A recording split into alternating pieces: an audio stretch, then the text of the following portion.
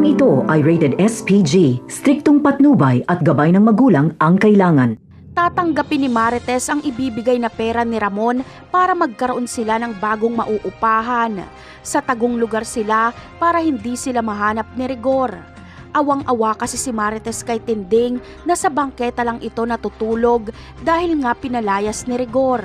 Bagamat hindi bukal sa loob nila ang tumanggap ng tulong kay Ramon ay wala silang magagawa.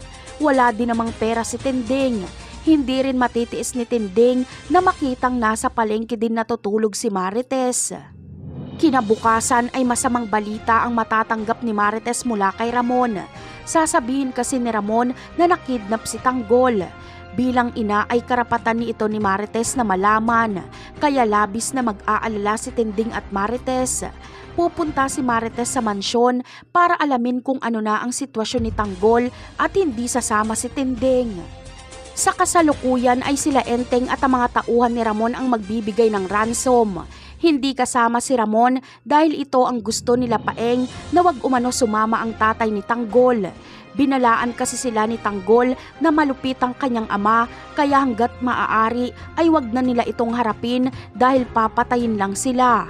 Sumunod naman sila Paeng kay Tanggol. Samantala, makikipaghabulan sila Enteng kay Paeng. Gusto nila itong patayin. Pero pakakawalan ni Fatima si Tanggol kaya si Tanggol mismo ang aawat na tigilan na nila ang pagtugis kila Paeng.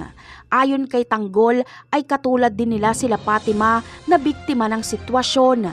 Ipapaalala ni Tanggol ang ginawa nilang pagnanakaw noong nangangailangan ng pera si Mokang para sa operasyon ni Marsing.